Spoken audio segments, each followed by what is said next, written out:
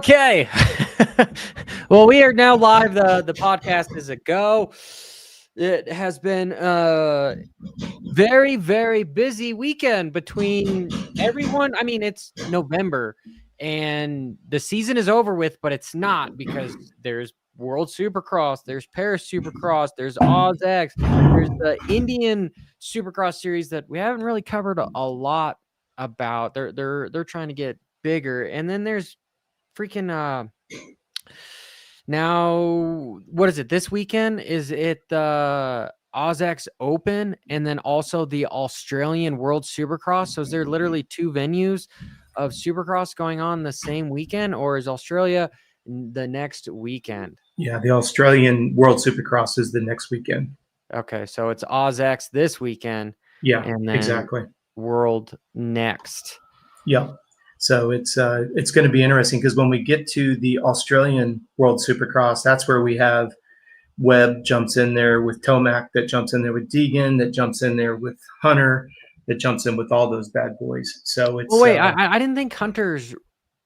I didn't think any of the Lawrence guys. I think they were staying far away from World Supercross. No, I apologize. You're exactly correct. It's going to be Tomac against Webb, and then Roczen, of course, in that World Supercross. Because that's, and we'll get into it here, but you know, when you look at that dirt in Canada, that was pretty conducive for what Tomac rides on a regular basis. He looked phenomenal, but it's going to be interesting. It's like any bike, Johnny. You've been down this road a million times, whether testing or racing yourself. Each bike's going to be a little bit different in different conditions, and we'll just see how it works. I mean, to say that Tomac looked good this weekend would be an understatement. You know, he looked phenomenal, but that dirt is very conducive for what he rides on a regular basis. Yeah, so this is Melbourne this weekend, and yeah, if you guys, I will probably have the review of some of the lines that I saw for, gosh, the Vancouver round, come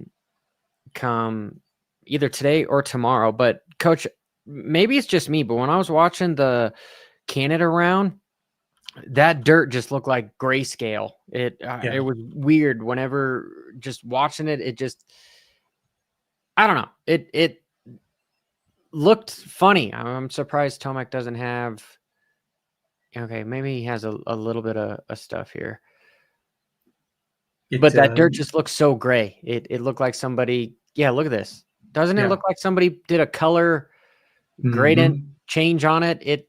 It doesn't look right. No, it doesn't. And the fact that it's got some pretty good sized rocks in it, there's a lot of things that makes this dirt really, really difficult. So yeah, this is going to make me sound like such a jerk, but I'll just take responsibility for it. You know, it's the first race we've seen Tomac on. It looks great, but he also did it on dirt that's really uncharacteristic of what we're going to see. So I'm excited to see what the next round with him on it. I'm hoping it's more Supercross clay, to your point exactly. I'll be curious because he'll have a good stack with Webb there and Roczen back again. So I'm looking forward to seeing that. Yeah, Coach. So I've heard from multiple sources.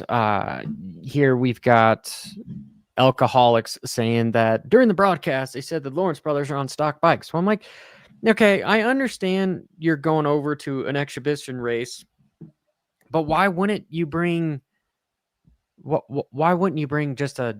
You're going to bring suspension. Why wouldn't you bring a motor? Right? That's not that hard to ship over there. Use last year's freaking motor, right? And then just bring it over there. I couldn't agree with you more. I mean, when you look at the idea that they pack a motor up, you know, like with the Lawrence brothers living in Florida, you know, they pack that bike. Pull the motor. Put it in a bowling case, send it out west. They're rotating the motors. What's the difference between pulling a motor and rotating it California to get it rebuilt and getting it shipped back to Florida versus literally traveling with the motors overseas the same way you would just suspension, to your point? Yeah, I somewhat kind of call it a cop-out is truthfully what I call it. I do know that most of the people, I think these guys, they love their idols so much that they think that every time they throw a leg over the bike, it's do or die. It's all or nothing. And the sad truth is they're going to do more for what they're getting paid to do, which is 2020 Supercross, even this OzX deal this weekend, the amount of show-up money that they're getting. I mean, I need to ask more questions from people to see if those guys like Tom Vial and them got show-up money for Paris, which I believe they should for something like that, because entering a part of the sport where guys are going to the gala crap. I mean, how is that? Go to the gala and be like like my realtor says, you never want to buy the house that is the shittiest house on the lot, and then you also never want to buy the house that is the nicest house on the lot. So I don't know if you guys are going where I'm going with that, but well, what doesn't make sense to me is the risk of putting those guys on bikes, i.e. motor and or suspension combo, that they're not familiar with makes no sense to me whatsoever. Yeah. The risk of injury, as we found out, right? Hunter's on the ground, Jet's on the ground. I mean, besides getting exploded by Vial, because Vial overjumped the jump and then he cleans out Hunter. But that was just a racing incident. That's nothing to do with Hunter's bike and suspension and motor combination. But I just don't understand. Testing for Tom is what I believe that was. Yeah, I think that's fair. And I don't know. I still go back to the big question mark. Jet and Hunter, what they were riding, they didn't look comfortable. The bikes didn't, they didn't get the whole shots like they normally do. And then to hear now, again, you made the comment earlier, so I don't mean to be redundant. But what blows my mind is this. What's that? Oh, I'm just putting a comment on there. And for everyone, Coach is having some windows done. That's why he's not in his studio at the moment. And so if anyone's listening to this just on audio and you're like, what the fuck is that noise? It should be done here shortly. And that's kind of sometimes the issue that we go through with having live shows, right? But we could also communicate with you guys live here on the air. And alcoholics, I didn't mean to cut you off, Coach. No, you're good. You're good. Stock 450s have enough power. True, but is it usable power, right? Like there's a bottom and there's a bog. You can't just put a factory ECU on a stock motor. Like they are all designed to go together. So I'm with Coach on it's dangerous. And you look at what happened with Hunter in the whoops. Granted, I love that there's not a 9 whoop rule at Paris or even in World Supercross, because they each had like 11 to 12 whoops, which was perfect. But when you have a factory bike with a factory motor, with a factory ECU, with factory suspension, it enables you to stay on top of them coming out of the last ones. Like if you watch the World Supercross guys and at the end of the whoops, you get this like whoop, and they can jump out 3 of them or jump out 2 of them. When you have a stock motorcycle, hypothetically, yes, Hopper's hypotheticals, this is why the privateer struggles so much, is because you enter whoops, and it doesn't matter if you're Malcolm Stewart and you're just blind and you just will drop your elbow. You'll go da da da da da da and then you start falling in the bottom of it. And once you start falling in the bottom of them, boom. That's what happened. And I'm assuming that's what happened to Hunter. So, yeah. Johnny, also, you need to elaborate on the idea that a lot of those factory transmissions are not 6-speed transmissions. They're 3 or 4-speed transmissions. Yeah. So that's the other thing too, whether you're looking at the start, they'll put that in a second gear. It's a long tooth second gear start, pretty much so they don't have to grab a second shift.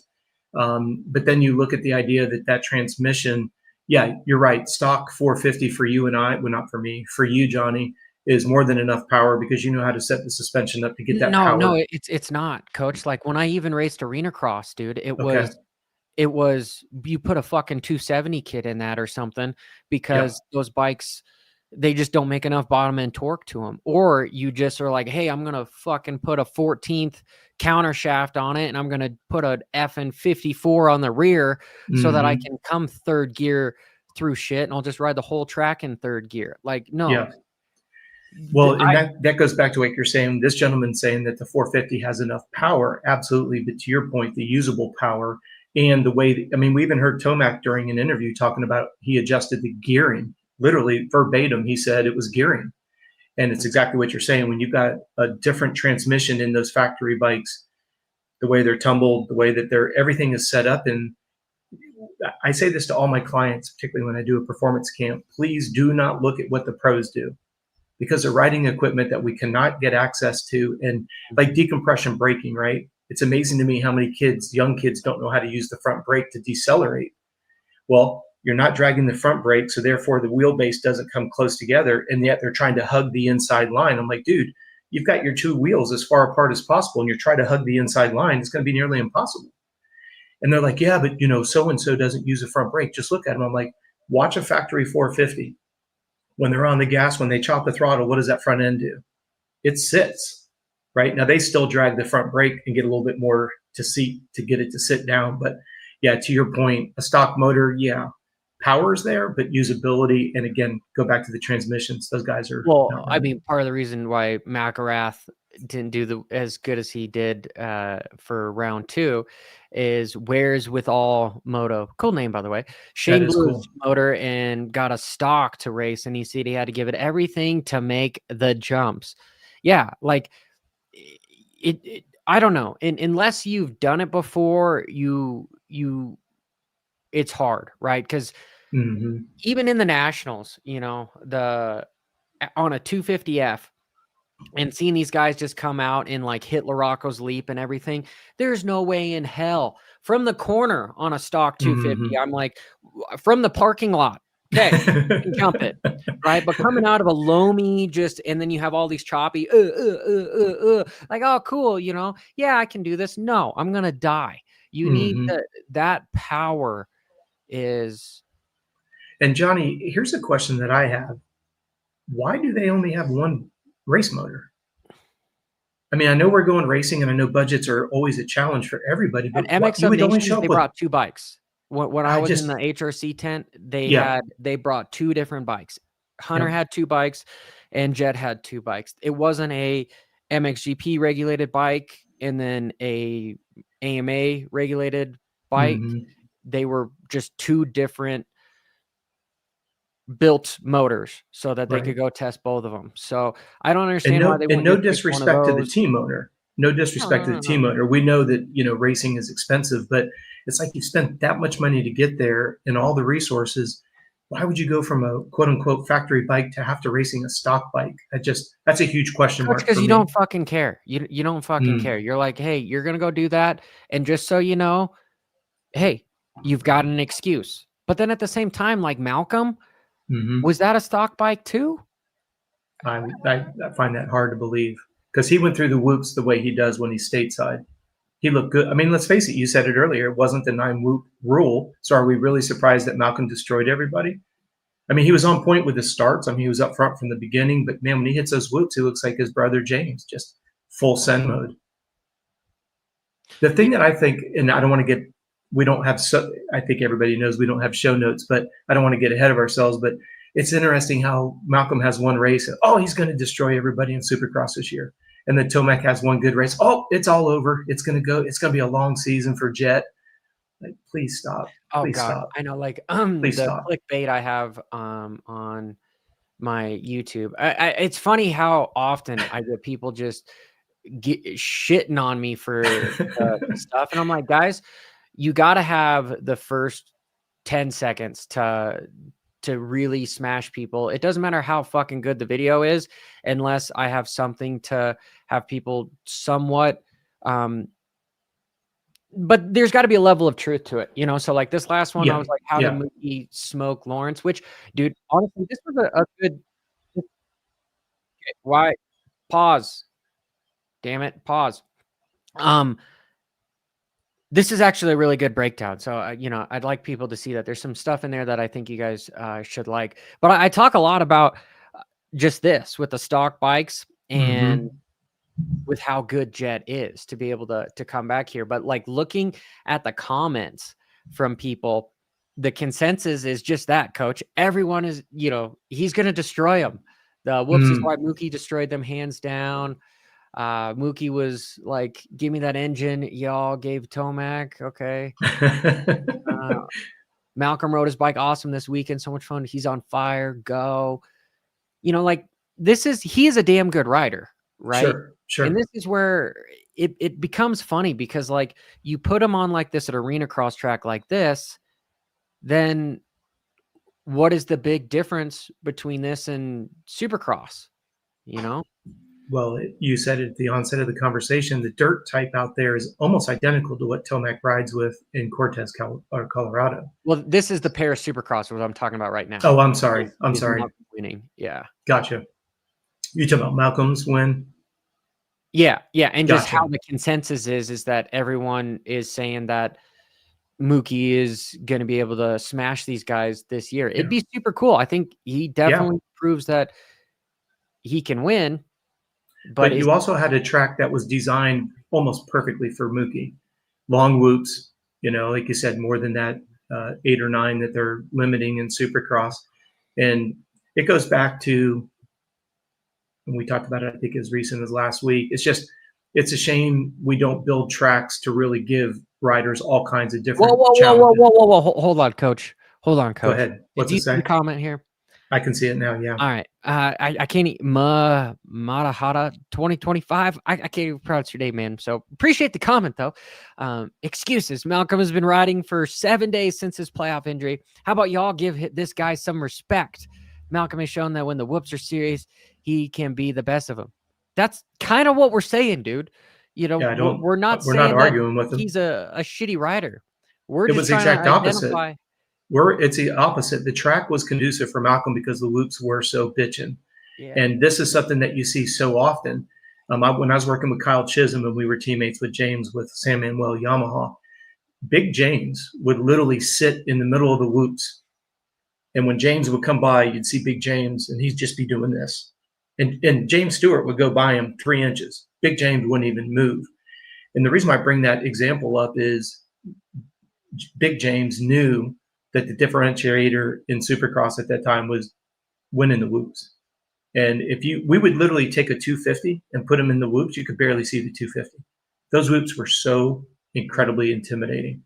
But yeah, I don't know where this guy's coming off saying we're not giving him some respect. It's the exact opposite. It's totally cool. It's no. I'm saying in a fun way. Malcolm was just making everybody else look foolish in those whoops, and that was a pretty good field. So it's not like he was sandbagging. He beat some of the best straight up, dude. Mad Hunt. Go watch that video. It's all about giving Mookie props. Yeah, he's a bad dude. Go watch it. Come back. But thanks for being here. The deal is like, if you want to win, why not show up with a race bike? Yeah, I don't understand that without the race motor and suspension. They say the same thing as the OzX Open, and that's why I tell people that, like, we're not getting the best versions of the Lawrence brothers, because if they show up with stock bikes, they're just like, yeah, I'm here to ride at 80%. If I win, sweet. If I don't, well, I'm gonna have my ego in check so that it's not going to be detrimental for my psychosis for 2026 season. Because, coach, that, like, it's one of those things where sometimes racing less is better, because all it takes is just one small derail. And then if you're derailed, then now you're like, maybe I can't win.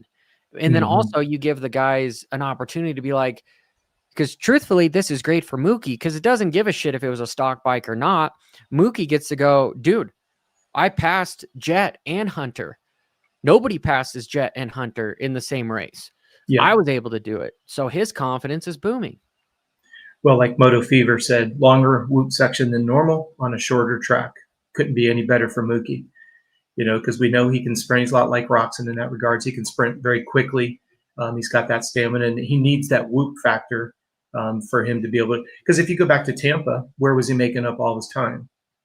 That's what Malcolm's forte is. Of course, he learned it from his brother and from his dad. But this is where I'd like to see, and when we go into 2026, is there any chance, have you heard any rumblings that they're going to dismiss that 9 whoop rule? I have not. No, okay. I have not. I'm just like, if we continue with the 9 whoop. It's a tough one to say. You got to say it slow.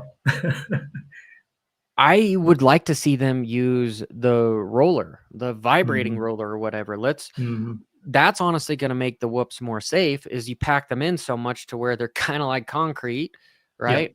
Yeah. And so there's not going to be all these like square edge holes that guys are trying to clip off of. Let's Let let's me do ask you a that. question on the new rules for 2026. Why is it that they're not going to have Hayden Deegan and Cooper Webb running a red number one background? I've read all the articles, but I still don't see why it's justified. To The not the have new for the they're not going to allow the defending champions to run number one because supposedly there is no points lead going into round one. Everyone's tied. So Cooper will run the number one, but on a black background, and Deegan will run the number one. Of course, that's if he goes 250, which I don't think he will. But I was just curious, like, why does that, like, of all the things that we need to be fixing in the sport, we're complaining and worried about what color the background is of the number plate? I just find that so trivial. What's your thoughts? I kind of like it because people, the normal fans, they're going to go, oh, that guy's the best because he's number one. They're not going to go, that guy's the best because he's number one, but why is it red? Like, it's just more confusing. But come on, how many new people are walking into A1? It's The goal is to 99% try to get new people diehards. to walk into A1, coach. Yeah, that's the thing. Let's be honest. Somebody who's never seen a Supercross before, do you think they're wondering what the color plate matters? Yes. Yeah. No, like, no well, way. dude, I take my wife and sometimes her friends to the races, and they're like, why? That's one of the first questions that they ask is they're like, Really? why, what's the difference? Why are these bikes black? Why are these bikes white? And Interesting. usually I'm like, corrected. well, that's 250. That's a smaller motorcycle. That's the open bike. And they're like, oh, okay. That makes sense. Interesting. I stand corrected. I've never gone with somebody new, so that makes sense. I guess maybe I'm too close to it, and I'm like, again, it seems a very, very trivial issue. But hey, they're smarter than I am. Don't even go there. No. Well, no, just in regards to, like you say, you're there with new people, and I don't have that experience, so I stand corrected. I just would say that maybe that's just more a different experience is all that is. Yeah. But with that rule, yeah, I think that because then round two, they're not saying that round two they can't have the red background. Right. Now. Whoever has the points lead going into round two, it is what it is. Yeah. So yeah, I was just curious, and thanks for clarifying that for me. It does make sense. And we got some more comments saying that, hey, Tomac wants more whoops to separate the elite from the rest. True. And also that's where those factory bikes come in play too, and he's riding for the team that can call the AMA and get it changed, because it's been changed before with that team manager. We want the whoops to change. You just need to ride for KTM, and you get the whoops changed the way you want. Alcoholics has been having some good comments on here, but yeah, he agrees. He says took his buddy to the first race, Washougal, and yeah. Okay. Thanks, Elk. Yeah, I stand corrected. Like I said, it just I feel like we have bigger fish to fry than worried about the color of the number plate, but you guys have validated that I am wrong on that one. So thank you for the clarification. World Supercross, I'm like, show me the effing rule book. That's what I want to look at. Is because they don't have one. Exactly. And we saw that it doesn't exist because you're the master of being able to find stuff super quick on the show. And you're like, I can't find it. It goes back to the same default page that's on their website. Yeah. Well, and like, when we were on the show last weekend, I texted Emick and Blair, and Emick was like, that's a really good question, and knowing Emick with his personality, he's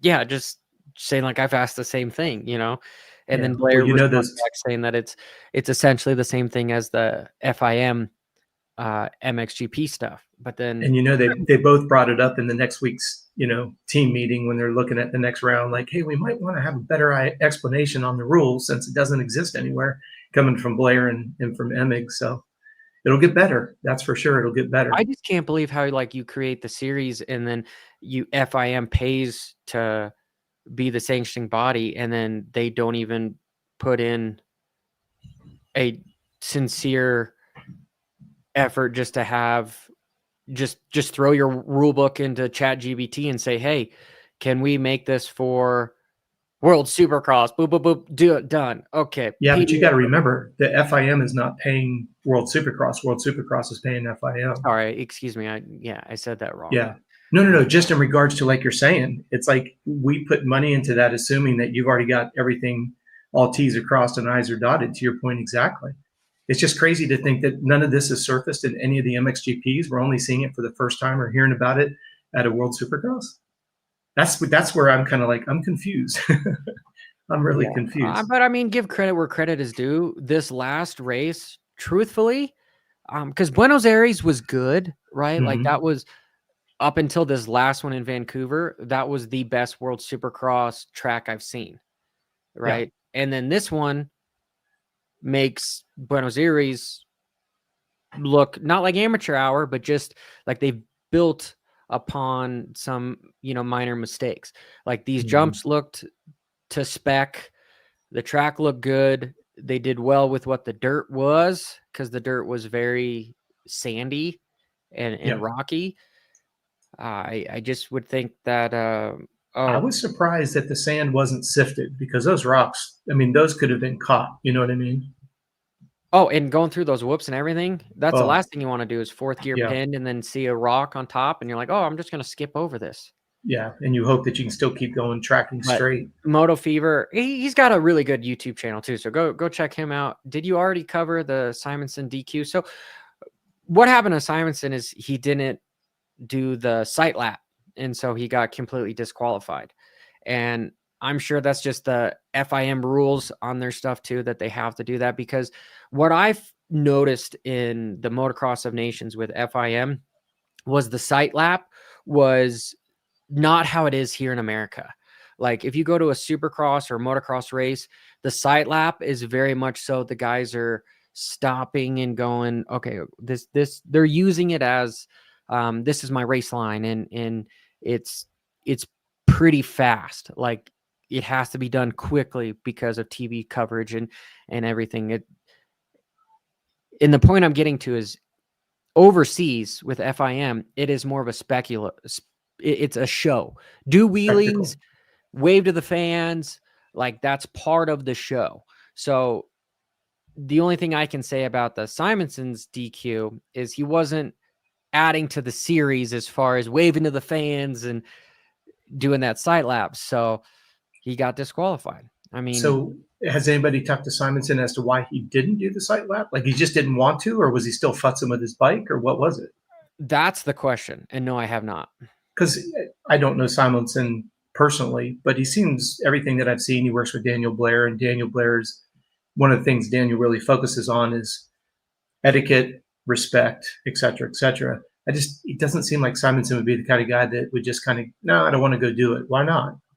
It's not like it's a mud race or something where you don't want to get 40 pounds of mud on your bike. I just find that hard to believe that there wasn't something else they were trying to get figured out in time for the race versus, because I think race lap times were what, Motor 40? Fever's got more in the info though than we do. He says he bogged halfway through the sight lap, so he pulled off to work on his bike. Doesn't seem like that's grounds for DQ then.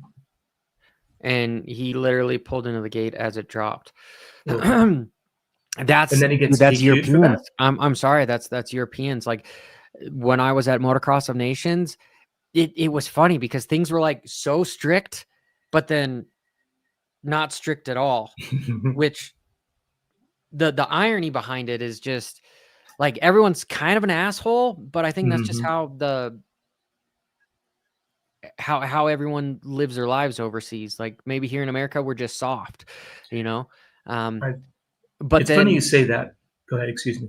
Here, if you want to elaborate or add. No, I just agree with you 100%. Like we have a race team in the UK that we help manage and run, and their personalities are very assertive. But if you look at it the wrong way, you would think they're being abrasive, and they're not. Because if you look at the consistency and the way that they carry themselves, they're very detail oriented. They're very on the point. They just don't take, they don't screw around. But they're some of the nicest people ever. So I think, like you say, Johnny, it's a cultural thing. Maybe they're just smarter too, because like some of the safety, because with having my press pass, like I have to go to safety meetings, right? Every time I'm at the races. And with the MXGP, the safety meeting was like, all right, guys, don't fucking get on the track. Okay, safety meeting over. And I was like, that's sweet. It. Yeah, like I got it. Let's get back to business. But then in America, it's like, okay, here's the track map. Can't be there, there, there, there, there, there, there, there, there, and also there. And yeah, Where's your insurance card? I need your insurance card because you can't be liable for any of this. But did you know you can't be there? Do we have any questions? Oh yeah, you can't be there. Oh yeah, can't do that. Like, it's so much more intense in America, which I just kind of sit there and I smile about, because I'm like, what dipshit is going to be like, I'm going to run across the whoops when, Tomac's flying by, like, or I'm going to stand on the landing of the triple, or at least next to it. I'm like, well, yeah, it's just asking to get your ass run over. So, well, that's the environment we live in. There could be no common sense, but there'll be a lawsuit filed for lack of common sense. You know what I mean? It's amazing. We all know, it's like, I don't understand how a rider can even sue a track unless there's blatant negligence. I did have a rider. This was about 10 years ago now. He showed up to a track for practice, and they green flagged it. Practice was open. He came up an uphill triple, and there was a dozer in the track, and he hit it straight in the blade. And that's negligence. Okay. And the track, he took responsibility for it, the whole 9 yards. But the fact that you and I are out riding, and we go down, and then somebody sues the track because my son went down and got injured. It blows my mind. Nobody in this world. I had an incident where, I broke my collarbone, and I got it fixed. And then as soon as I got back on the motorcycle, I went out on the track, and they had a new section that was in a sand wash in one of the tracks. And I cased a jump, and I instantly, in the middle of the track, there was a curb, literally a curb, where apparently washed down from, I don't know, just a giant, like 5-foot concrete curb that was broken, that was sticking out in the middle. And I landed on it and instantly flipped over the bars, broke my collarbone yet again. And that's negligence of the track. I mean, you shouldn't have the track open when you've got all sorts of concrete being washed onto your track, but I didn't sue the track. Right. So, because I was friends with the owner and everything, and it's just kind of what it was. But I guess where I'll argue with that a little bit is, when I grew up, we rode in the orange groves. We ran from the police officers getting to and from the orange groves. Right? We siphoned gas out of our lawnmower so we could ride our dirt bikes. And yet people are complaining, you got this beautiful track that's designed just to ride motocross, which, I live here in Orlando at the time. If you guys know Orlando, it used to be called Bithlo. Now it's called Orlando MX, right? We only got to ride that track on the weekends. There was no open tracks during the week. And I don't know. I find it amazing. We have the opportunity now to go and ride these beautifully designated pieces of property that are just motocross tracks. Think about this though, Johnny, and I'm not trying to put you on the spot. What lap are you on when you hit that concrete barrier? Were you on your very first lap, the concrete curb? If I'm being honest, yeah, I think I was, because I did a slow lap, and then I started to like go fast, and I cased this giant big downhill triple. And when I cased it, I bounced, and then that's when I landed in the middle of the wash that was still on the track on that concrete. So I think it was my second lap, after I started like, all right, now I'm going to start jumping stuff. But now, where you bounced and went into it, if you were like on that jump, let's say there was no one else on the track and you could stop on the jump, could you see that concrete curb that you ended up hitting? Or was it like just one of those weird statistical things that where you ended up finding the only concrete curb on the track? Yeah, because afterwards they went in there and they took the dozer and they started digging it up, and it ended up being like huge. Yeah. I guess that's just where I look at it. Like I used to tell my boys, go walk the track. If there's something on the track you don't like, then we can let somebody know. But once you sign off on the track, you own the track when you ride it. But like you're saying, the way you bounced, and if you go off the track 10 or 15 feet and there's a piece of concrete and you're off the track, I don't see how that's the track's fault. You know what I mean? Yeah. It's just, I don't know. I always run it through the like comments. But Coach, my point being is like, I didn't Yeah, exactly. To 'em You did the and right thing. anything, because it was like, "Oh, well, that sucks." But Yeah. yeah, there shouldn't have been any. So then they closed the track down, and they took 2-3 hours because there was a bunch more shit that was in the sand that Yeah. was, to get hit about stuff. So, but my point being is, like, just in 2025 now, Yeah. that seems more the consensus is, "All right, let's just sue everybody." Yeah, absolutely. It's free money. That's the problem. We've got a culture that doesn't want to work to begin with because our government paid people to stay home. And now we're wondering why we've got a young generation that thinks they should just stay home and get paid. It's the stupidest mindset ever. It's just not the way the real world works. Is everybody Yeah, has a responsibility to create yeah. value. Unfortunately, Yeah. coach, like, I was, like, so we have a a well, I want to say system, but that's not a system, but a subscription, and it's called Hungry Root, and Okay. so they just bring more clean food to your door, Hmm. like they do the grocery shopping, and they bring it to you. Yeah.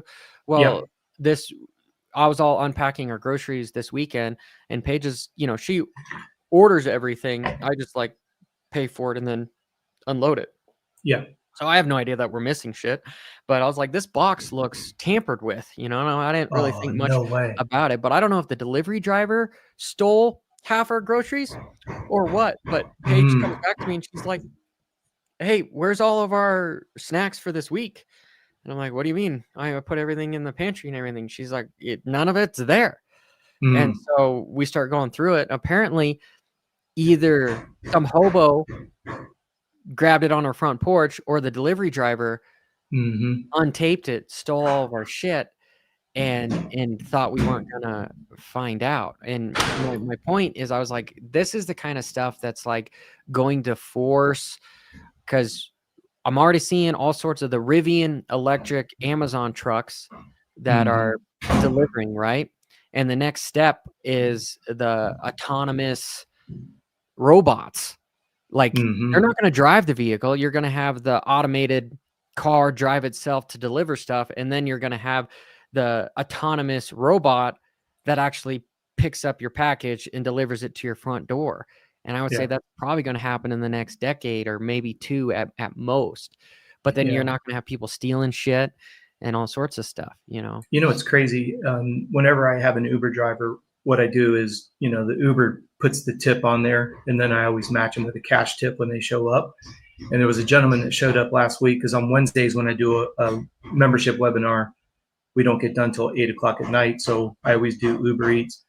And the gentleman came to the door. He's about a 55-year-old gentleman, and I gave him his cash tip. And he said, "You know how much I appreciate this?" And I said, "Well, I just appreciate the fact that you're willing to bring this to me, right? Because I don't have to get in my car and go somewhere." He said, and he had this tear run down his eye. He goes, "Every week I have somebody that accuses me of stealing the food." He says, "I have 2 kids that are in medical school. I'm working 3 jobs to try to get my kids through school." And he says, when they report that I stole their food, that I didn't deliver the food, I get a demerit. I run the risk of losing my job. And he's like, "You're the first person that's given me anything everybody says I'm taking." And he goes, "If I'm doing a late night delivery and somebody texts me and says it's too late, just keep the food." He goes, "I don't keep the food. I drive around until I find a homeless person and I give them the food." It's to your point exactly, Johnny. It's just like you've got the two extremes where you've got people that just think they're entitled to everything. You're talking about those robots and those machines, the automated. Think about some of these communities. These little dickheads are just going to steal the robot machine. They're going to steal the vehicle coming down the road, and they're just going to steal what's in it. Well, coach, what's the fallacy where it's like, hey, if I press, okay, this is very left field. Okay, Just go so there. Just go there. It's your show. I press this button to send Hmm. nuclear missile or whatever, and it kills 500,000 people or whatever. But I have no remorse because I didn't actually see the physical pain that I caused. Hmm. Why is it now in America, maybe the world, but I can speak for America, that people are just trying to get something for free?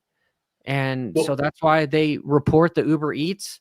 Like, dude, I okay, maybe TMI, but I need to tee it up. my wife was like, "Hey, we need to buy a fridge for the garage." I'm like, "Why? Our fridge?" And she's like, "I've got 400 bags of breast milk that we need to save." And I'm like, Mm-hmm. "Oh, okay, that makes sense." So I went to this store that is managed by this foreigner, right? That Mm-hmm. was working his ass off, and I bought a fridge from him. I brought it back, and then like the next week, I noticed that part of my wife's milk was spoiled because it wasn't freezing. So I called him up, and I'm like, "Hey, boss, the fridge isn't working." He's like, "Bring it back. We'll fix it." So I bring it We'll back, fix it.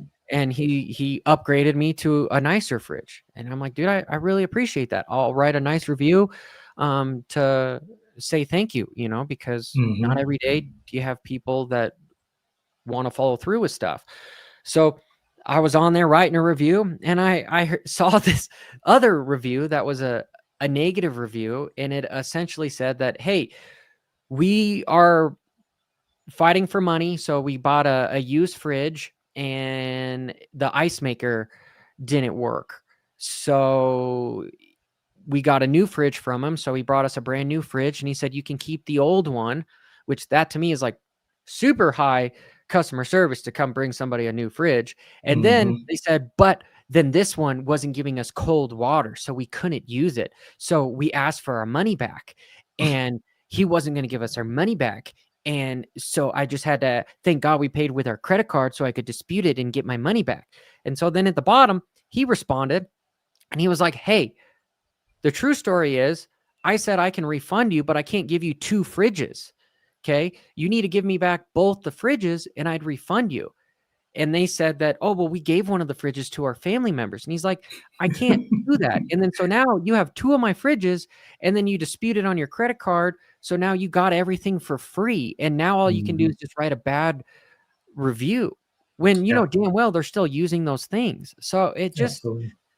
Well, I to don't answer your question, there's no accountability, yes. right? If like we were coming back from Australia, we had at the airport because it was one of those situations we were going to be getting home just late enough that we live in a small little historical town. All the restaurants closed at 11:30, 12 o'clock. We weren't getting home till after midnight.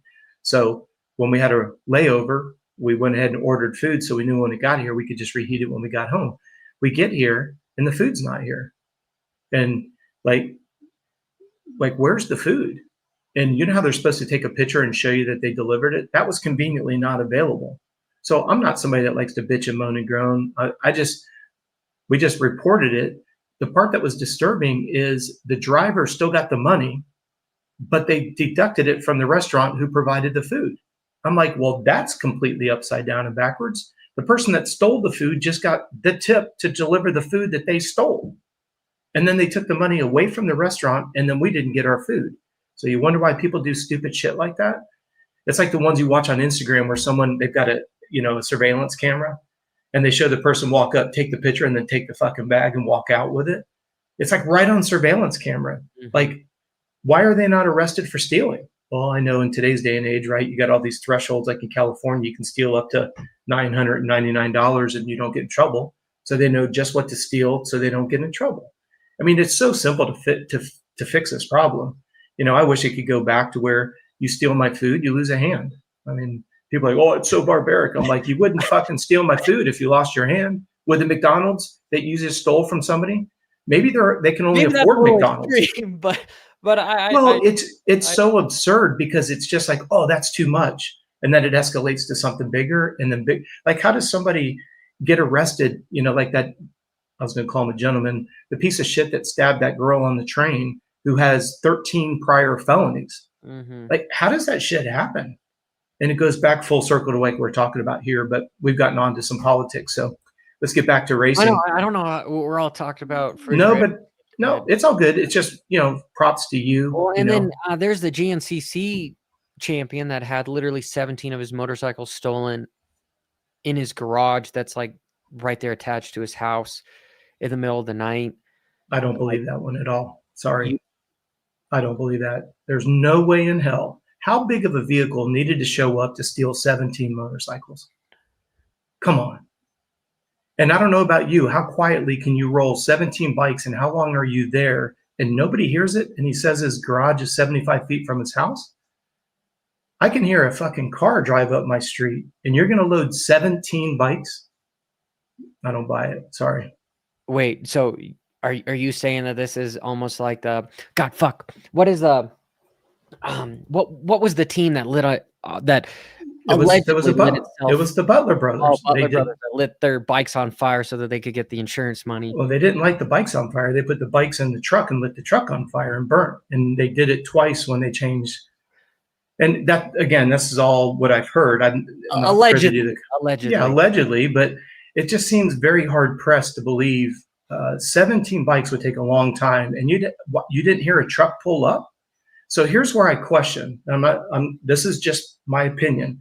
If you're going to park a truck far enough away that the house doesn't hear you pull the truck up, then that means you got to roll 17 bikes, a significant difference, load them. I don't care if you just throw them in the truck and lay them on their side. You can't hear 17 bikes being unloaded?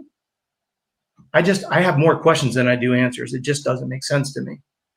And I don't have, I just look at this stepping back going, how does that happen? So hypothetically, you're thinking an insurance claim would be the factor to want to do something like that? I mean, I just question when the honestly, film. you're the first person that I've talked to that has said something like that, which, I mean, maybe there's some validity in the possibility of I'm not accusing anybody of anything. I'm just asking questions. How do you steal 17 bikes? And in his video, he said his garage was 75 feet from his house. I don't know. I just don't understand it. I'm not saying it's an insurance fraud or anything else. I'm just saying, how would that happen? I'm just questioning. I'm not saying that he filed an insurance claim. I don't know where the bikes ended up, but just walk that through. It's not like, and they got two of the Ampro. Well, race anybody in the bikes on chat, top of like, it. have they found any of the motorcycles or anything? I haven't heard anything, but it's interesting that they got the Ampro race bikes and they got all this championship bikes. And again, I just go back to the question that I have. That's why I'm saying I question the whole scenario. I'm not saying it's insurance fraud or anything else. What I'm saying is, how big of a vehicle do you have to load up 17 bikes? How you need many a big old people? diesel U-Haul to show Yeah. up. So if you've got a big enough vehicle, I would think that you'd have to park it close enough to the house. Again, I go back to the situation. If you had to park down the street, it'd take a hell of a lot of time to roll 17 bikes back and forth, even if you had a group of 4 dudes. 4 dudes make a lot of noise. And they were all systematically wrong. This Zach attack maniac. I don't know. He says, then again, I feel zero sympathy for any insurance companies. They're complete scum. Yeah, insurance is designed so that you pay them and never use it, and they deny claims, all sorts of stuff. You know. Yeah, insurance companies are annoying because they're your best friend when you sign up, and then when you need any help, you can't get a damn person on the phone.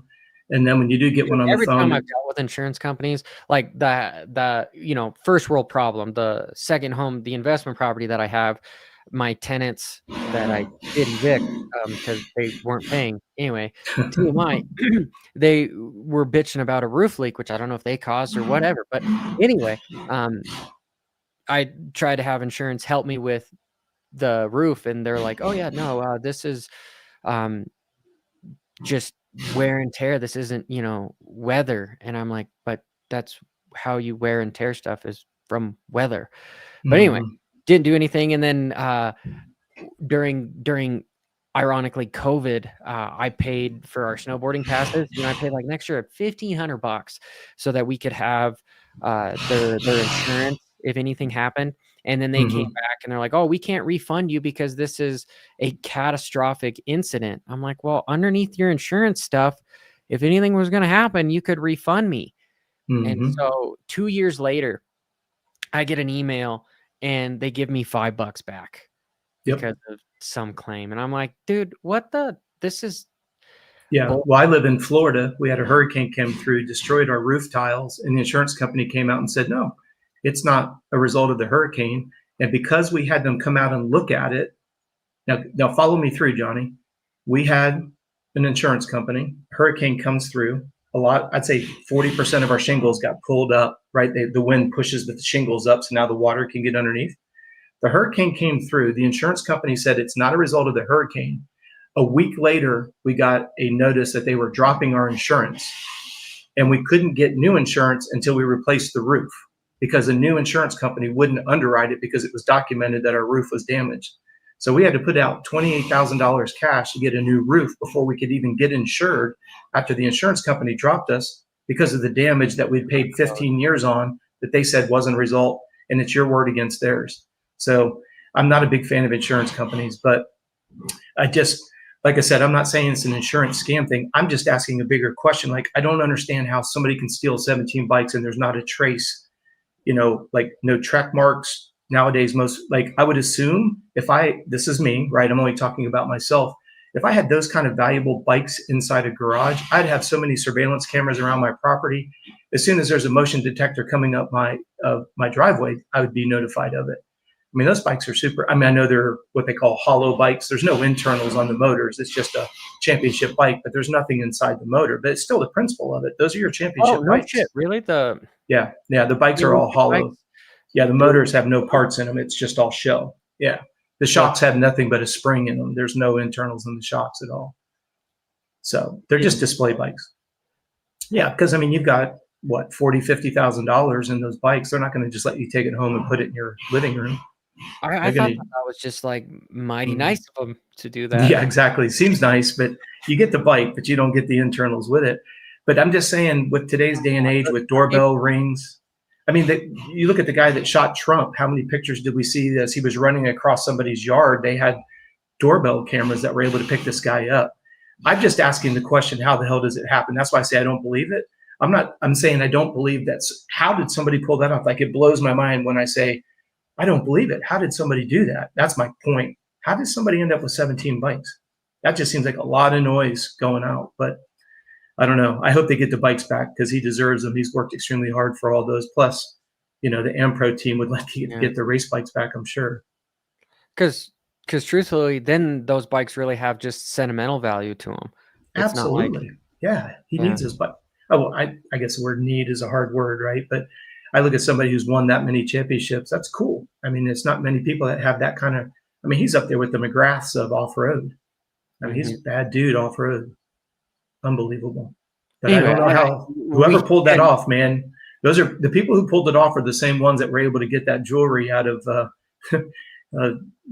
Louvre over there in France. Like, Jimmy, how do you pull that kind of stuff off? Well, but I mean, you can't even sell those championship bikes then, because there's like it's a very niche of somebody who's going to want to pay something for that. Well, here's where I think there's irony in it. If the bikes can't be cranked up, let's say it's the boys in the hood that want to steal the motorcycles and then be ripping up and down the street, creating chaos. How funny would it be when they get it and it's completely empty motors? The two AmPro bikes, and it's always funny when you see these guys going up and down the street and it's got, a Yoshimura pipe on it. And you can tell it's a full-blown race bike. I'm like, oh yeah, you went and bought that and put that, $2,000 Yoshimura header and pipe on there. Sure you did. Yeah. Go up and down the street. Yeah, exactly. I'm like, whatever, dude. And the police should be able to just, be able to pull them over and run the titles, get them back to their due owners. That's another problem that we run into. Why can't we do like a citizens, like we as people, we see these yahoos going down the middle of the street. Don't go there. Don't go there. Come on, man. Let's just do it. No, because there's the exception and there's the rule, right? Mm-hmm. And personally, I put you as one of the exceptions, because the rule, you're going to have fucking just stupid ass neighbors that just want to nitpick you for everything. What I'm saying is, it's a difference when they're your neighbors, and it's another when they're on the middle of the interstate. You know what I'm saying? I totally agree with you. Like, we've got a guy that's got a KTM 450 in our neighborhood, and he's that typical a-hole. 11 o'clock at night, he's ripping up and down the streets, right? And I'm like, I don't really care. He'll do it in the neighborhood. Yeah. Well, it's funny when you see him come by during the day. He's wearing no helmet. He's got sneakers on, shorts. I don't know if he stole the bike or not, but that's not the typical dude that buys a factory edition 450. And that's when you just have to ask yourself, okay, like, I'd love to pull him over. Hey, dude, hey, let me check your bike out. And then, like, just, hey, where'd you buy this from? How much you pay for it? Just ask him the typical question. How many hours you got on it? Right? And if you get the deer in the headlights, you're like, it's not your fucking bike, you jerk. Mm-hmm. But if he's like, no, I got this down here at the, Space Coast Cycles, and I've got 12 hours on it. And All right. A sidebar. Yeah. Sidebar. Vancouver. Okay. Tomac versus Kenny. Because, Coach, we talked about Kenny. Not essentially, the rumor is that he had a full deal with World Supercross, and because now it was what, like a 3-4 year deal, something around there, and because the new owners, they made Kenny or proposed to him that, like, hey, your old deal is not valid anymore, so you need to sign a new contract. And maybe that's possibly part of the reason why he's not going to race the full series.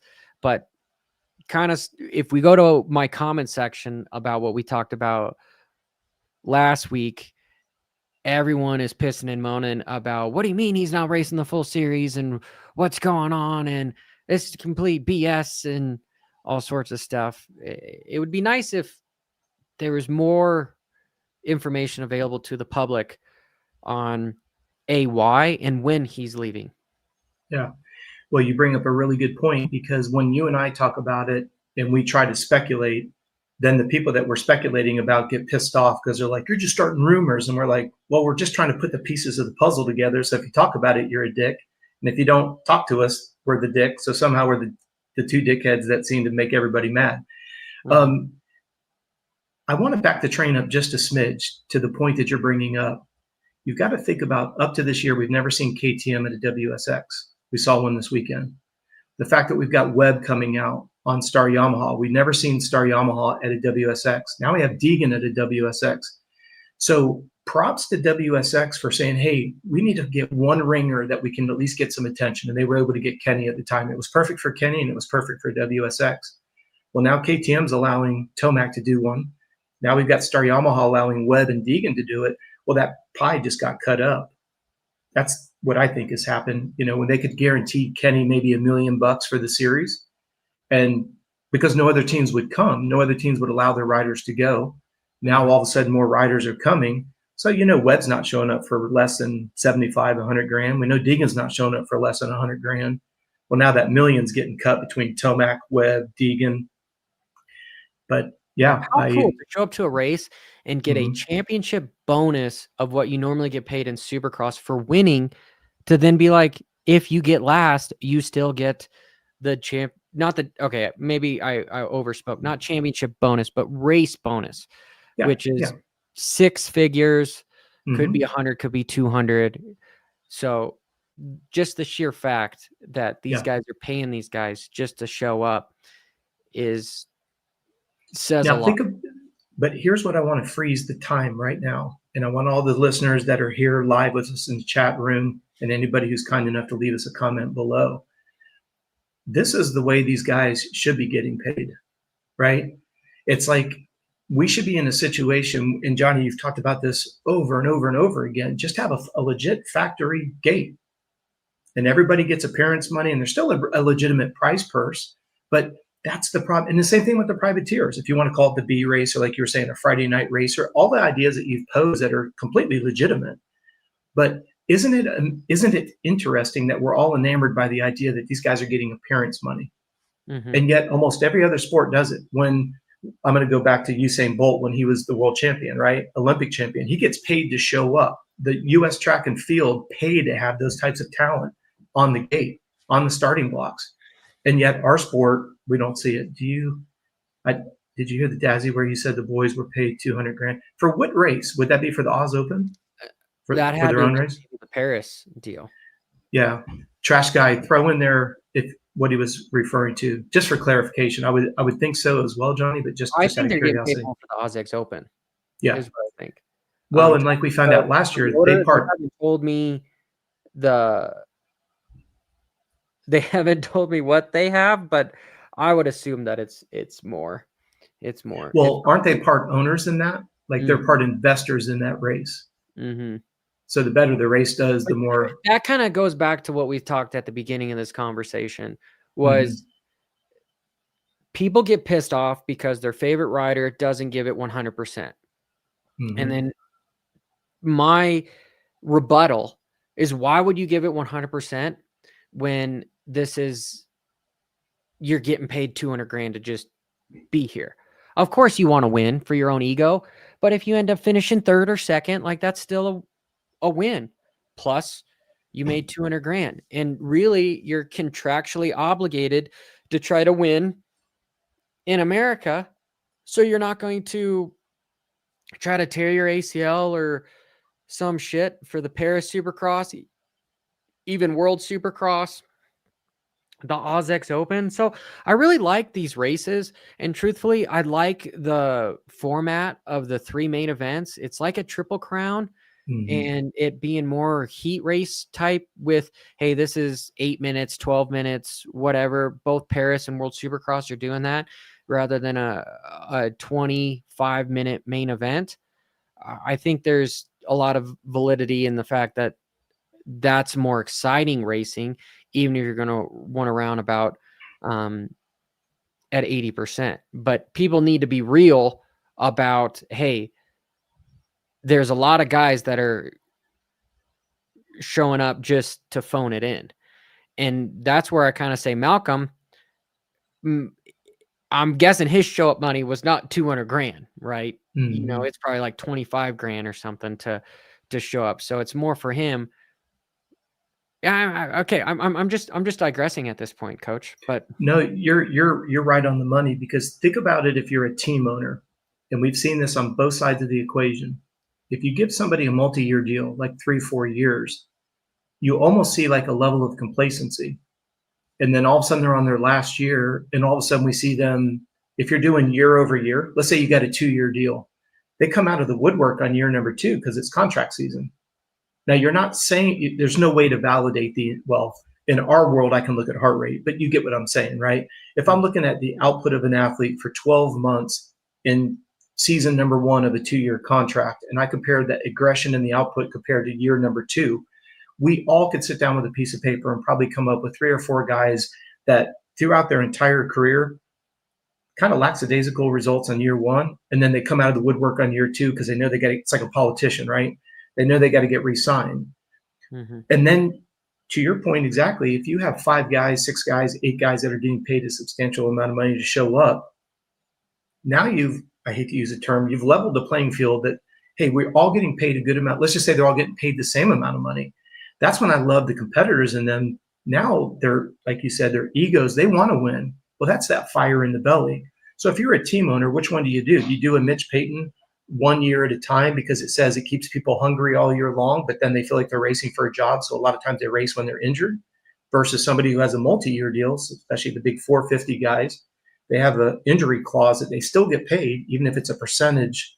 Maybe they get 80% of their normal paycheck if they're injured and they're not racing, but at least they're still getting money. So what is the magic formula? Because on one hand, you've got certain personalities of people that will give, like a Jeff Stanton, you give him a 5-year deal, you're going to get the same level of output for 5 consecutive years. He's going to give you 100%. That's just his personality. And then you look at some of the, like I said, we can make a list of people who in a multi-year contract, we just don't see that fire the first couple of years. But then when it comes to the renewal time, all of a sudden they have their breakout races. It's no longer the bike's fault. I got to step up. So what would be your recommendation? How do you fix that? How do you break that vicious cycle? I don't know. This whole thing wraps around Kenny, and power to Kenny, dude. Like, I haven't really had any solid conversations with Kenny. However, he's always been one of my favorite riders, and I respect how talented he is on the bike. But I will say that he does have a little bit of a prima donna attitude towards stuff. And I mean, rightfully so. He's been one of the best riders in the world for the longest time, you know, and good for him knowing what his worth is. And so if you have a deal that says you're getting paid $1 million, then all of a sudden they tear it up and they say, we can give you half that or less than half that, then yeah, I see no problem with him leaving when he's going to make more money in the United States. This is where I have to give credit to Astafin, his agent, because you got to think about it. We're talking about it, like you said earlier, maybe 4 or 5 years into it. Think about the negotiations that Astafin had to put together for Kenny at the very beginning when WSX was a concept. He was able to, hey, we're going to take this off season. And at that time, Kenny was having some issues with energy, and he agreed to go do these, WSX races as the anchor marquee guy, got paid quite handsomely for it. Let's give Kenny credit where credit is due. WSX is, they've. Okay, Coach, for watching the race, right? Like I was not surprised that Tomac won, but I was kind of surprised that it looked like Kenny settled for second in the final race. Is that your perspective? Well, it goes back to what you were just saying. If the overall results for the evening isn't going to change the appearance money, why risk it for the biscuit if there's really no reason? Tomac was clearly faster. You know what I mean? So that's where, to your point earlier, you said when some of the viewers will complain that, it looks like they're just kind of sandbagging out there because they're getting a lot of money. That's why I was just posing the question, how do we break that? How do you cultivate, or how do you demand that, hey, you need to race from start to finish? I've got a suggestion. It's going to be completely in left field, but I've always said, how cool would it be if you raced the first place racer comes across the finish line, and every second that goes by, Johnny, it's kind of funny. I came up with this theory about 10 years ago, and now they're doing it in Ironman. When you cross the finish line, more points for every second that goes by, you lose a point, right? So if you're within 10 seconds of somebody, they get 3,000 points for winning. Well, you're really close to them, so you get just as many, pretty close amount of points. Because what that does is it makes the people, because it makes the individual realize, yes, I didn't win the race, but I still need to salvage as many points as I can. So I race to the finish line. I said that 10 years ago. You think that's why Ironman is doing that, is so that guys don't just like, all right, I need a race to the finish line. Yes. And that the reason why I came up with this idea 10 years ago is I was putting together a race series, and that was what we were going to do. Is it was what we called the race for time. Sure, this individual still won the race, but I don't want, and I hate to bring up the lapper conversation, but I want to see the lapper still racing. I don't want him to get in the way of the leader. But in this way, you and I talked about, should we set it up where if you get lapped twice, you get black flagged and you have to leave the course? You know what I mean? So now you're not getting in the way of the race whatsoever. And it's interesting because I look at something we brought up collectively, triathlon, right? If you look at the T100 series, they have a stipulation in their rules that if you're a lapped athlete and you get in the way, you get a huge financial penalty. Like you cannot tie up that race. So when the runners are coming through on the run or the bike or what, you have to move to the side. You say, well, they do that in motocross as well, but there's no ramifications. We've seen situations where the leader has gotten in the way, and it's like, well, I mean, there's been a couple points here and there, but again, to go back to solving the problem, having athletes race to the finish line, I think it would be cool. You get $100,000 if you show up, and for every second that goes by, you take $100 off or something. You would see the athletes race to the finish. And I'm just using loose numbers. Don't ostracize me for the numbers. Hey, that is great. I honestly, I kind of like the points better, where, because nowadays we've got computers, right? So in the timing chips, it wouldn't be too hard to be like, all right, 500 points or 1,000 points. And then every second goes by, there's a point, right? It would make for some interesting racing at the end of the season where guys are like, hey, I had a bad race and lost a bunch, or I just need to fight and race as fast as I can. Because sometimes, you have first through 10th that are within 10 seconds of each other, which is pretty dang cool. Well, you want to create a race within a race, and then you have the series points at the end of the year. So literally every second counts. And you think about that, right? Let's say that you have 10 races and the best 7 of the 10 count because people have injuries, sickness, stuff like that. So you factor a little bit of that. Everybody has a bad weekend. Everybody runs the risk of getting injured or sick, right? So you don't have athletes riding injured because, as we've said before, usually the second injury is worse because you didn't recover from the first one. It's just about preserving the overall series and then recognizing that these are human beings and not robots. And the idea that we have a 10 race series, we're going to take the best 7. So you might end up having a situation where the way that the wins come in, you might have 3 guys tied with full amount of points coming into the final, which is a good thing. So then you have a race on the weekend, which is still tied in with the overall series. So now you've got, hey, big prize purse, you've got some appearance money, and you have this overall series. Johnny, this is exactly what T100 I is still doing. like that whole idea better than the whole, hey, this is double points at the end or anything. Because even in World Supercross, dude, like the way the points are set up, it's cool that they finally told you what the points were on the broadcast this last time in Vancouver. But it's 10 points to win.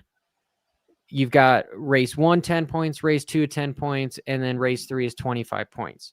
So hypothetically, let's say one dude DNFs both 1 and 2, makes 0 points, but then wins the final race. He gets 25 points. Well, let's say guy that won race 1 and 2, all of a sudden DNFs the final race. He only has 20 points. So the other guy wins, and he finished 66% of the races more than the other guy. Like, it doesn't add up as far as what's the point of having the other 2 ones if really all the marbles are just on the last one? It's like, yeah, I don't get it. Well, what we're trying to do is we're trying to level on a per race basis, which is what I think is a mistake. I think you weight it for the series of races, because we could have stuff happen. Like I say, people come in sick. It happens all the time. And when you spread that out over, I keep using 10 races, 7 count. It could be 15 races, 13 count, whatever number you want to use, right? But we have to look at, this is the way that I like to approach it. Step back and look at what's causing, let's call it headaches or an attrition in our sport. Well, right now it's burnout, injuries, expense. So when you start looking at that, why are the athletes burnt out? Well, they're racing 33, was it 31 or 33? You always correct me every week. I apologize. How many total 30. normal races are there? 33. 33 races.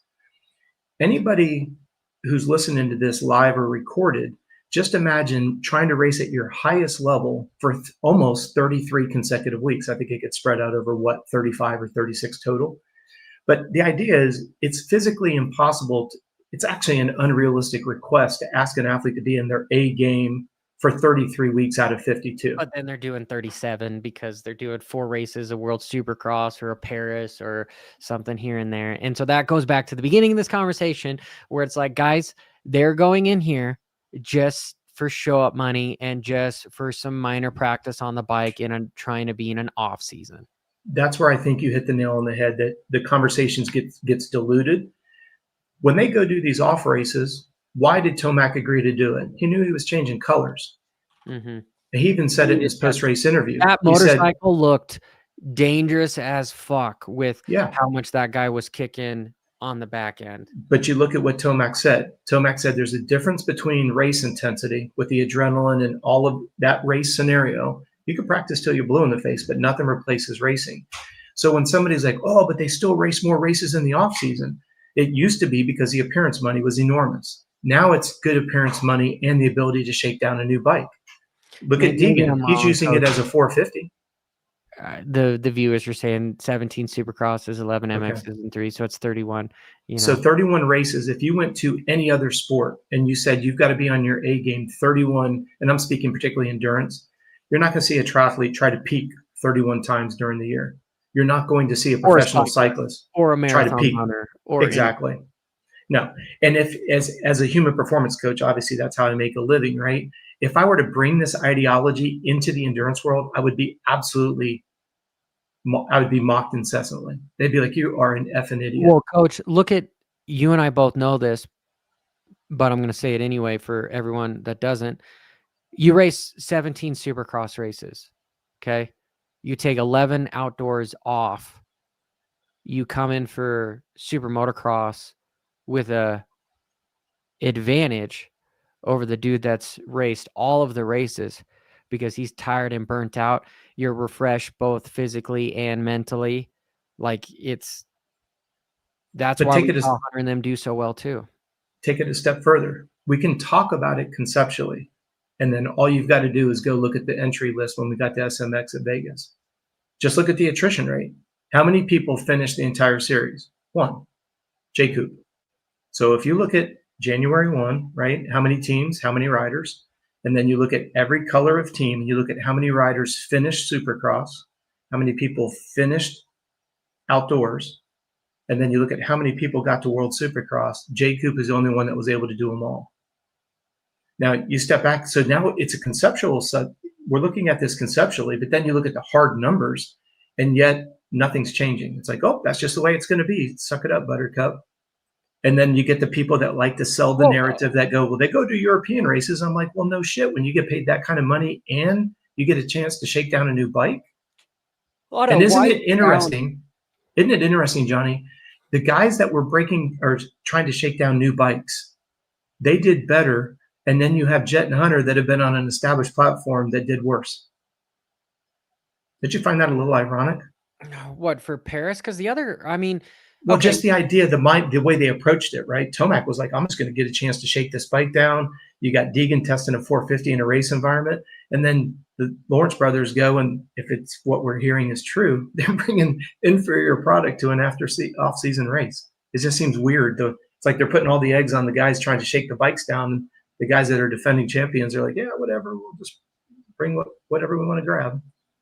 I think it just shows that they're making the consensus known that it's like, hey guys, just go get your money, go sign some autographs and come home. Mm-hmm. You know, it's not really, we got good bikes. There's no need to test. We're not in race mode. We're in recovery mode. So that was a recovery race for him. This WSX is a recovery race for him. Malcolm has something to prove. And so, you know, it's almost, there's an old, in The Art of War, one of my favorite books ever, right? It says about like, never contend with a man that has nothing to lose, right? You know, you always got to give somebody a way out. And Malcolm, pretty much everyone is getting new rides, new contracts. He's got something to prove. He's got to try to still be valuable, right? The Hunter brothers, I mean, it's the whole Rocky phenomenon. What was it, like Rocky 4, where he's got Adrian, you got like $1 million in the bank, Adrian. You know, you just have like no motivation anymore, right?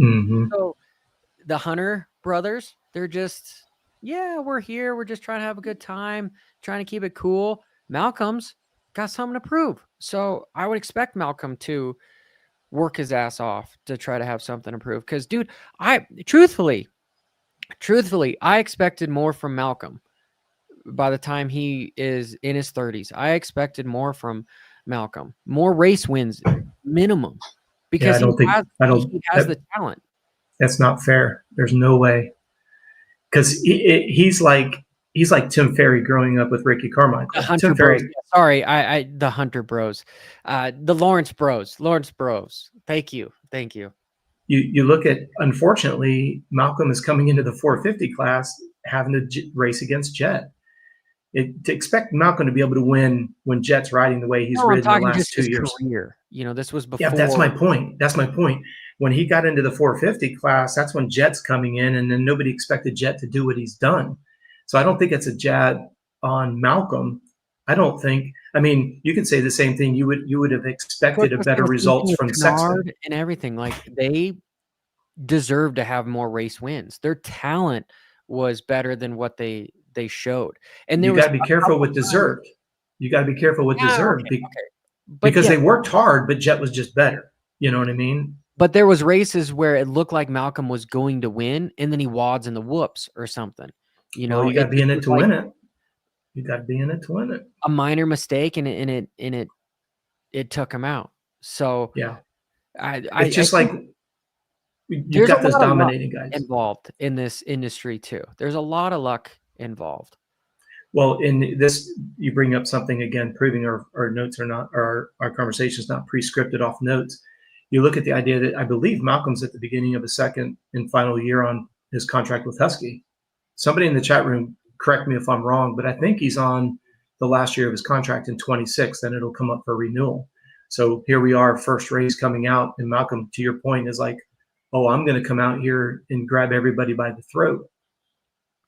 Amen to that, Drew Scott. Yep, totally agree. That's the whole success quote. Absolutely. And it's spot on. But, And I don't know why, Johnny, we talked about it, gosh, probably 2 months ago. Jet's contract is for 5 years. I do not know why they have not released that. Isn't it funny? They're like, oh, Tomac signed and Sexton signed, but they haven't talked about Jet's contract being renewed with Honda. They did Shimoda's last week. Still haven't mentioned Jet's, which I find very weird. Dude, Tomac, I take back the years of that I was saying that he was going to retire ever since he was like 29 or something, right? Him being 33. I've said in previous shows that we are seeing the best version of Tomac, and now we're seeing a renewed Tomac because, there's the big decisions that I was hearing. Ducati was throwing big dollars at Tomac. And when I heard that he was going to KTM, and the reason why he was going to KTM was you have a solid platform. They're willing, they have resources. They're not trying to figure shit out, because it would be great for Ducati because you could have him basically build that team. But he's not in the realm of building a team. He's in the realm of having a team being built around him, right? Yep. Which is KTM. And so when I heard conversations of like Ian Harrison being able to like, hey, we will give him whatever he wants, a cable clutch, whatever he wants, it reminded me of when Dungey had the opportunity, where Roger was like helping convince Dungey, like, hey, this is not career suicide. Let's go to KTM and we're going to just take over the world. It's kind of given me the same vibes of what's going on. And so I'm guessing we're going to see more of Prado struggle, because all the focus is going to be on ET3.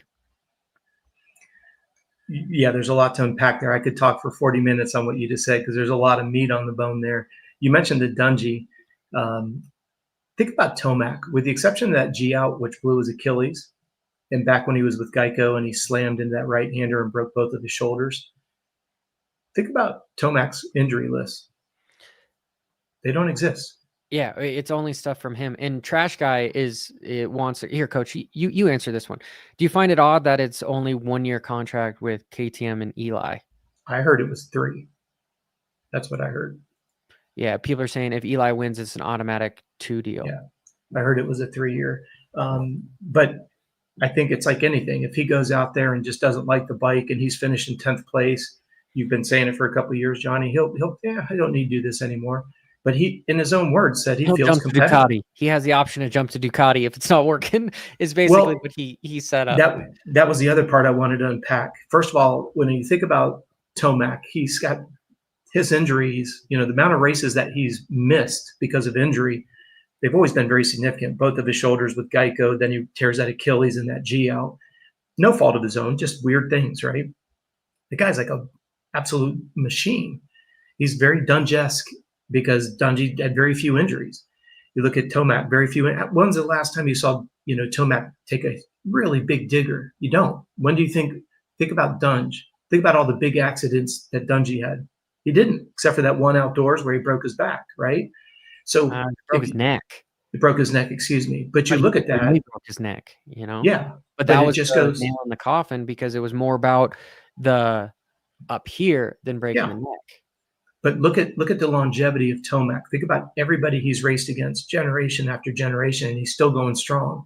And then you bring up Ducati, him going over there. I've never been around Ferrandis, and I've never been around Barcia. What do you know, or somebody in the chat room that may know somebody or knows them, how are they in regards to testing and setup?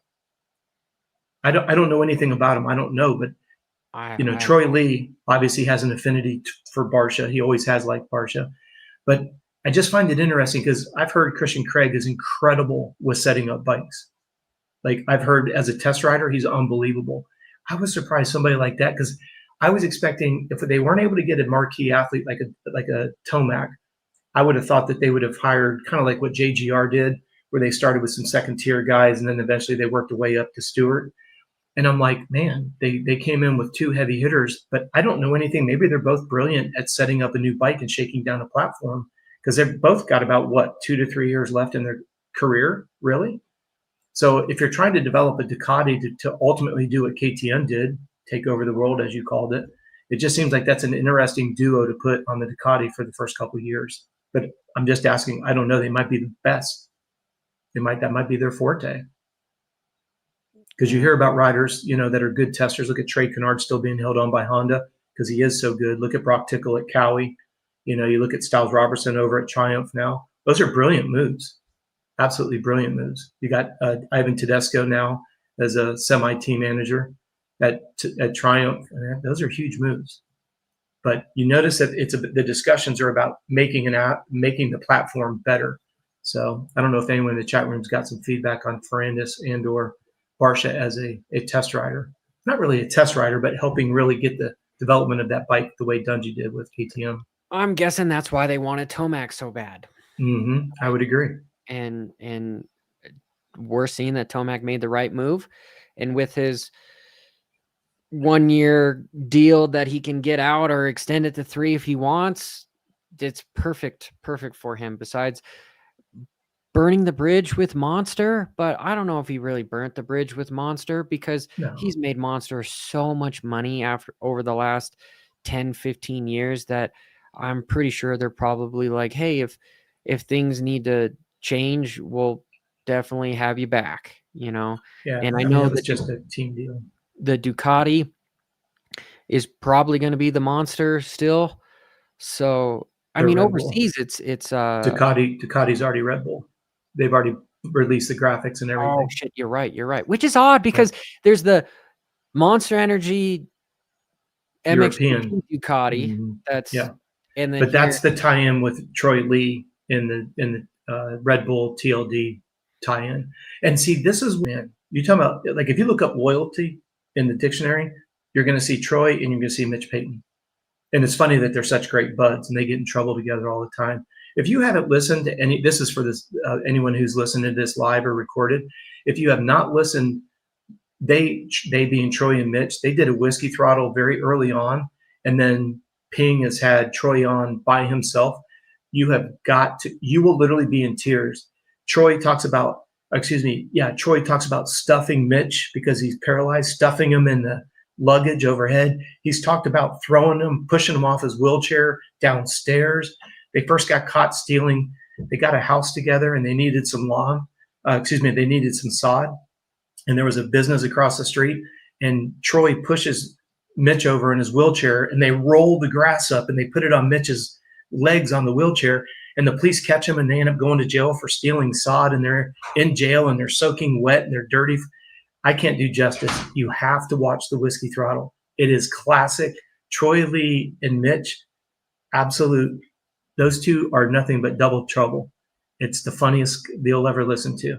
But that last one that Ping did with Troy, he talked about they just renewed they being TLD, had renewed their relationship with Red Bull.